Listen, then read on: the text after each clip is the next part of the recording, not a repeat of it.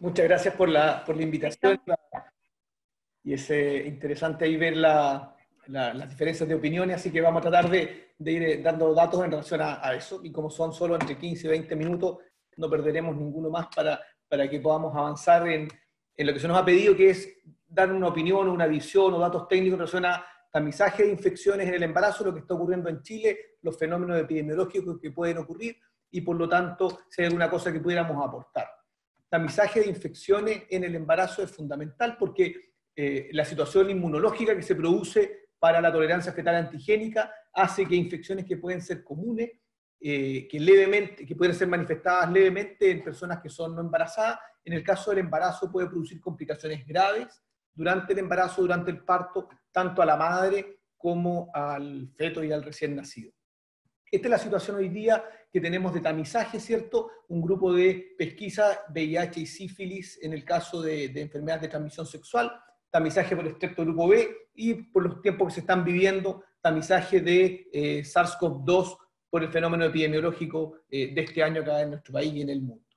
Pero veamos qué es lo que proponen algunas otras instituciones. Acá podemos ver la recomendación del Colegio Americano de Obstetricia y la recomendación del CDC. Ellos recomiendan que desde el punto de vista de infecciones de transmisión sexual se detecte sífilis y VIH tal como lo hacemos nosotros, pero fíjense ustedes en el subgrupo de mujeres de menos de 25 años o en las mayores pero que tengan algún otro elemento de riesgo de infección de transmisión sexual, incorporar el tamizaje de clamidia e incorporan también la detección de antígeno de superficie de hepatitis B, por lo tanto, más ampliado que lo que nosotros tenemos. Y si revisamos el Reino Unido, dicen, este screening tiene que ser ofrecido y recomendado a todas las embarazadas en Inglaterra en cada embarazo, nuevamente sífilis, VIH y hepatitis B. Por tanto, alguna reflexión nos merece entre lo que estamos ofreciendo y lo que en otros centros se está proponiendo también.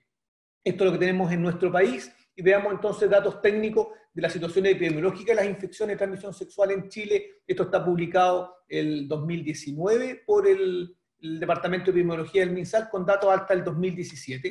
Así van las curvas de VIH. Aquí pueden ver ustedes en las tasas y en los números absolutos, claramente curva hacia arriba. Ustedes pueden recordar que cierta Organización Mundial de la Salud nos dio un tirón de oreja por el aumento de casos en nuestro país, no el control de la epidemia de VIH. Y hay dos fenómenos que tenemos que destacar desde el punto de vista biológico que probablemente han contribuido en esto. Uno de ellos, el aumento de enfermedades de transmisión sexual en los grupos de adolescentes y el fenómeno migratorio que se vivió en los últimos años en nuestro país, que desde poblaciones que vienen con incidencia y prevalencia de algunos agentes de transmisión sexual más frecuente que lo que se veía en nuestro país. Así que estos dos fenómenos pudieran estar explicando parte al menos de este problema de no control de la epidemia. Fíjense ustedes, esto es lo que se les preguntaba en una del test recientemente realizado. Si ustedes se fijan cómo cambió en 5 o 6 años, el 2011, la población de extranjeros en la cohorte de VIH-Sida de nuestro país era un 2%, 6 años después casi el 20%, que era la pregunta de la prueba. Así que felicitaciones a los que la respondieron ahí correctamente. Entonces en VIH no cabe duda que tenemos tarea que hacer y que tenemos que mantenerlo ciertamente. Sabemos que hay intervenciones que son muy efectivas, las terapias de alta potencia logran que este 30% de riesgo de infección baje prácticamente al 0%, y eso independiente de donde ustedes trabajen, porque fíjense aquí nosotros publicamos ya hace más de 15 años en la región metropolitana en Santiago, con índices de Producto Interno Bruto más altos dentro del país. Si es posible en ese escenario ausencia de transmisión vertical con estos protocolos, pero también acá en la Araucanía, con la región del país con el PIB más bajo de toda la nación, transmisión perinatal 0%, si ustedes hacen tamizaje, si buscan a sus pacientes, si hay un equipo multidisciplinario y adhieren a las terapias, 0% de transmisión también.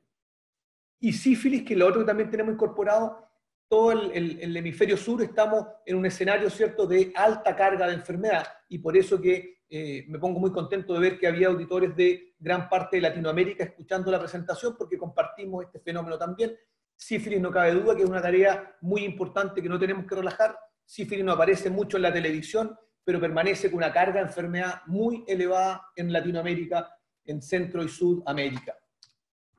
En nuestro país lo mismo, fíjese, están los datos del 2017, las curvas lejos de aplanarse, más bien tienden a ir aumentando, y por lo tanto tenemos que no bajar la guardia, y lamentablemente cuando lo traducimos de número a cuadros clínicos, esto es dramático, estos son esto es una publicación chilena, niños afectados por sífilis congénita por falta de intervención, ¿cierto? Por lo tanto, tenemos que preocuparnos y mantenerla. Si nosotros no pesquisamos sífilis, la madre tiene una sífilis activa, el 80% de esos niños van a tener un resultado perinatal adverso. En cambio, si hacemos tamizaje y hacemos una intervención adecuada, que es muy simple, con penicilina benzatina, menos del 1% debiésemos tener de compromiso. Así que es notable el beneficio de la intervención. Y si de los personas que nos están escuchando están en un escenario aún mayor de incidencia de sífilis, la OMS les propone a ellos, cuando tienen riesgos de 5% de la cohorte de embarazadas o más de tener sífilis, que en el primer control prenatal hagan un test rápido para sífilis, un test rápido para pesquisa del treponema, y si este está positivo, en su primera visita le colocan la primera dosis de benzatina y ahí le solicitan el test no treponémico, y si este sale reactivo, completan las dosis dependiendo de la etapificación de la enfermedad, pero hacer visión y tratamiento en el primer control prenatal, por la urgencia que tenemos a nivel del hemisferio sur de poder erradicar este drama de la sífilis congénita. Así que ahí tiene una nueva herramienta, y también nosotros ya lo modificamos en nuestro país, pero si hay algún centro que esté escuchando que todavía no lo hace, esto lo publicamos ya en el 2008, que la muestra de sangre de cordón para pesquisar sífilis al momento del parto, que es el último momento que ustedes tienen para evitar que un niño se vaya a la casa con sífilis congénita, la sangre de cordón es una mala muestra para pesquisar niños, pueden tener falsos negativos, por lo tanto deben hacer una muestra de sangre materna al momento que ingresa en su trabajo de parto y con él tomar la decisión de si pesquisar a este niño sífilis o no. Esos eran los dos que tenemos montados en nuestro país, pero veamos ahora qué pasa con las otras dos propuestas que vemos incorporadas en recomendaciones del Colegio Americano de Obstetricia y que vemos incorporadas también en el Reino Unido. Hepatitis B, estos son nuestros datos. Nuevamente, cifras hacia arriba, ¿cierto? No aplanadas ni descendidas, cifras en aumento.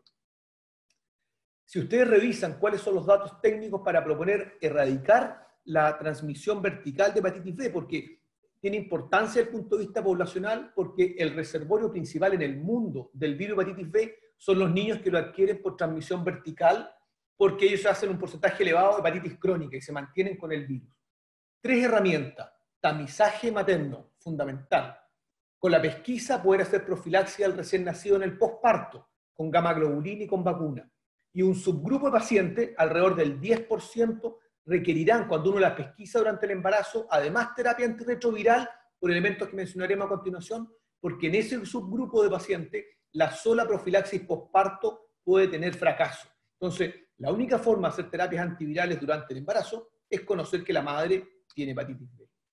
Nuestro país, por diversas situaciones epidemiológicas, optó hace unos años por un camino distinto, de no incorporar tamizaje de hepatitis B en el embarazo, sino que ir directamente a hacer una dosis de vacuna, la primera dosis de vacuna en el recién nacido. Ustedes saben que está incorporado en los niños junto con la BCG, hepatitis B. Esto es un impacto ciertamente para su generación, para cuando esta persona inicie su vida sexual y cuando esta niña finalmente se embarace, etc. Pero descuida, en mi opinión, y eso es lo que podemos discutir después, la pesquisa ciertamente durante el embarazo y este subgrupo que puede fracasar sin las intervenciones antenatales. ¿Cuáles son los grupos que pueden fracasar? Los que la madre tenga una carga viral elevada, sobre 200.000 copias de virus de hepatitis B, o que hacen la hepatitis aguda B intraembarazo. Y ahí recogemos de nuevo el fenómeno que yo les mencioné anteriormente, de la inmigración y cómo ha cambiado nuestro país en pocos años, una inmigración muy acelerada de poblaciones en las cuales las prevalencias de estas enfermedades y las incidencias son significativamente mayores que lo que estábamos acostumbrados. Por ejemplo, podemos ver datos acá del 2016, en esta población en que entre el 2 y el 3% de las embarazadas son portadoras de hepatitis B y un cuarto de ellas con cargas sobre 200.000, es decir, el grupo de alto riesgo de fracaso con la profilaxis solo posparto para prevención de transmisión vertical. Entonces, estamos en una situación epidemiológica diferente probablemente a cuando se planificó el no hacer tamizaje universal en nuestras embarazadas chilenas y solamente preocuparnos de la generación futura vacunando a los niños desde el momento del nacer. A lo mejor ustedes lo han vivido también en sus distintas ciudades. Nosotros en Temuco, en los últimos años de que no había prácticamente pesquisa de hepatitis B, a tener simultáneamente varias pacientes, solo una de ellas con un cuadro de hepatitis aguda, el resto pesquisado exclusivamente a través de tamizaje. Por lo tanto, y esa es una de las reflexiones que les quiero dejar, debemos hoy día seriamente incorporar en nuestro país, al menos por ahora, en los grupos que vengan de alta incidencia de hepatitis B, hacer tamizaje sí o sí durante el embarazo, pero además debemos pensar seriamente, y es lo que yo creo, debiésemos incorporarlo también en el control prenatal habitual, porque las personas que vengan de lugares de alta prevalencia y de alta incidencia van a empezar a formar familia también en nuestro país con personas que son originales de acá y que por lo tanto vamos a empezar a mezclar las probabilidades de encontrarnos también en nuestra población que no ha viajado a esos países, pero que tienen familia entre ambos. Solo para mencionárselos por razones de tiempo, que hepatitis C también va a ser un tema que en algún momento vamos a tener que conversar. Si ustedes revisan guías actualizadas del CDC 2020 de esta fuerza de tarea, se comenta, al menos para algunos subgrupos de pacientes, pesquisa de hepatitis C, así que se los dejo solo planteados en esta oportunidad. Y la cuarta ITS que vemos que es recomendada en el Colegio Americano de Obstetricia es la pesquisa de clamidia trachomatis, que tampoco la tenemos incorporada nosotros en nuestro tamizaje nacional. Clamidia trachomatis es capaz de producir conjuntivitis al recién nacido, es capaz de producir neumonía en los 3 primeros meses de vida, una de las principales causas de neumonía en este grupo etario de los recién nacidos, pero además hay datos indirectos que sugieren el riesgo de parto prematuro en las personas que son portadoras de clamidia durante el embarazo, ¿cierto? Existen varios estudios que han sugerido al menos esta correlación. Y si nosotros los que ya llevamos varios años nos educamos en la etapa en que nuestros profesores nos decían que en Chile no había clamidia y que todo lo que se publicaba de proceso inflamatorio pelviano y los riesgos de clamidia cuando se buscaba en nuestro país no se encontraba, probablemente más bien era una mala toma de muestra, una técnica inadecuada, porque cuando hoy día los datos chilenos se hacen en forma adecuada, utilizando biología molecular para la pesquisa, PCR, ¿cierto? Todos los test de amplificación de ácidos nucleicos, todas las cohortes encuentran clamidia en datos muy similares a los reportados en el extranjero también, ¿cierto? Desde 5% hacia arriba, y fíjense ustedes, Silva es el equipo de la doctora Brevi con la que estamos trabajando nosotros acá en la Araucanía en relación a clamidia, encuentran 11 y hasta 18% de la muestra de orina de primeros chorros cuando se utilizan muestras adecuadas y tecnología adecuada para ir a aislar este agente. Por lo tanto, clamidia existe tan potente como lo que está publicado afuera y tenemos que hacernos cargo de este problema también. Eso no es una idea original mía, esto es desde hace bastantes años, hay varios grupos en el país, la doctora Oneus en la clínica alemana, la doctora Zamboni en la Universidad Católica, haciendo recuerdos fundamentalmente desde la línea ginecológica, de que llegó el momento de hacernos cargo de la vigilancia periódica de este problema. Creo yo hoy día también que tenemos que hacernos cargo, al menos en el subgrupo de mujeres de menos de 25 años, de ir a buscarlo durante el embarazo también. Eso era en relación a lo que tenía que ver con ITS, 2 que ya hacemos, 2 que creo que fuertemente debemos discutir a nivel nacional la posibilidad de incorporarlo. Y en relación a 2 pesquisas no ITS, estreptococos grupo B, ustedes saben que cuando Occidente se hizo cargo de pensar en este tema y aplicar protocolos, ya sea por factores de riesgo o por tamizajes universales, las incidencias de sepsis precoces, no así las tardías, bajaron en forma significativa, y en la medida que se ha ido acumulando experiencia, ha sido bastante coincidente que incorporar el tamizaje universal en el embarazo cercano al término pesquisa mayor cantidad de personas con riesgo de sepsis que solo utilizar factores de riesgo, así que la balanza se ha ido inclinando hacia ese lado.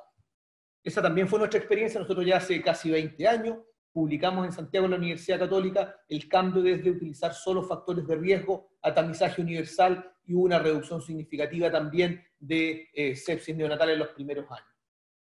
Hemos acumulado bastante experiencia en relación al tema y no nos llama la atención ese fenómeno porque cuando lo vemos desde el punto de vista neonatal, el 60 al 70% de los niños hospitalizados por sepsis neonatales vienen del grupo de partos de término. Tienen letalidades menores, pero son el principal grupo que tiene este cuadro grave en unidades neonatales y por lo tanto era un grupo un poco descuidado por el protocolo exclusivo de factores de riesgo sin incorporación de tamizaje.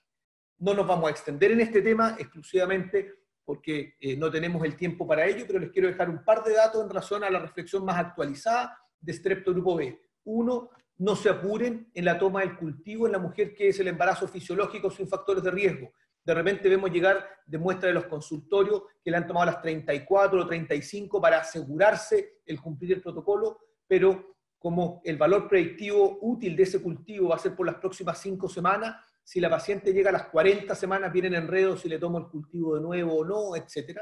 Por eso la recomendación para el Strepto Grupo B es tomárselo después de las 36 dado que si es prematuro ustedes siempre le van a dejar antibióticos intraparto, después de las 36 y más cercano a la 38, para que con un solo cultivo tomen sus decisiones hasta la semana 41. Y el otro importante, dependiendo de donde ustedes estén trabajando, si lo desean incorporar, hoy día hay muchos datos que apoyan la utilización de nuevo de la biología molecular en la pesquisa de Streptococcus grupo B, ¿cierto? Los test de amplificaciones de ácidos nucleicos están claramente recomendados. Existen dos líneas en ese sentido. Los test de amplificación de ácido nucleico utilizados en forma de test rápido intraparto, es decir, no hacer pesquisa a las 36, sino que en el momento del parto hacer un test que esté en tiempo real, 1 a 2 horas, y ahí tomar la decisión de antibióticos para la paciente que fuera portadora, o en el control prenatal. Mucha experiencia. Nosotros también vimos algunos datos ya en 2012 con la doctora Patricia García, y teníamos mejor pesquisa utilizando en esa oportunidad PCR en tiempo real, pero implica la logística que ustedes tienen un hospital que funcione 24 horas al día, los 7 días de la semana con esta tecnología, pero pesquisaba y seleccionaba mejor las pacientes que el cultivo de 36 semanas. Sin embargo, ya conocíamos desde el 2002 que el mayor rendimiento en aislar a estreptococo de las muestras de secreción vaginal y anal es haciendo pasar esa muestra inicialmente, primeras 18 o 24 horas, por un caldo selectivo para gram positivo. Ustedes recuperan un 30 o un 40% más de estrepto grupo B que si solo van a la muestra de estudio directo. Eso que nosotros lo mostramos para los cultivos también es el mismo fenómeno para la biología molecular. Por lo tanto, si ustedes quieren incorporar en su centro pesquisa de estrepto por biología molecular, háganlo en el control prenatal, en la muestra que ustedes toman entre 36 y 38 semanas, y que el laboratorio lo pase primero por un medio de enriquecimiento selectivo, y sobre esa muestra utilizan la biología molecular. Con eso van a tener el máximo de rendimiento. Sin olvidar que si cuando ustedes tomaron la muestra de la paciente en el laboratorio, en el control prenatal, si ella era alérgica a la penicilina, deben indicarlo en la muestra, porque la PCR no les va a poder dar susceptibilidad. Entonces, al pequeño subgrupo de pacientes que ustedes tengan con una PCR positiva y que ustedes indicaron en la orden que era alérgica a la penicilina, a ese pequeño subgrupo el laboratorio deberá agregar además susceptibilidad cultivo y susceptibilidad antimicrobiana para orientarlos a ustedes qué antibiótico utilizar al momento del parto. Finalmente, para terminar,